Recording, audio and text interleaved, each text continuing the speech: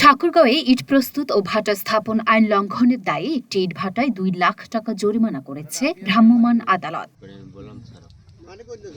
অভিযানকালে ইটভাটা কর্তৃপক্ষ কোনো প্রকার কাগজপত্র দেখাতে না পারায় ও ভাটায় কাঠ পোড়ানোর অপরাধে 2 লাখ টাকা জরিমানা করা হয়। সেই সঙ্গে ভাটাটি ভেঙে দেয়া হয়।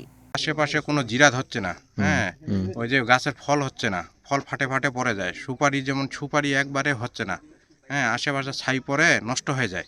এদেরকে বারবার বলছি, এরা কোনো ক্ষতিপূরণ দেয়নি আমাদেরকে। ভুট্টা, আলু, কলা এগুলা করতে পারতেছি না।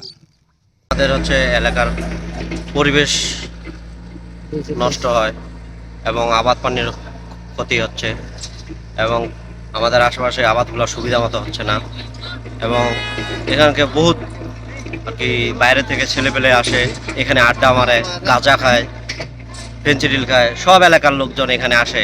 জেলা প্রশাসকের নির্দেশে অবৈধ ইটভাটার বিরুদ্ধে এই অভিযান পরিচালিত হচ্ছে বলে জানালেন সহকারী কমিশনার। এ সময় সহকারী কমিশনার ও এক্সিকিউটিভ ম্যাজিস্ট্রেট তারেক হাসান তাহসিন সহ স্থানীয়রা উপস্থিত ছিলেন। লুনা আফরোজ নিপা, ঢাকা পোস্ট।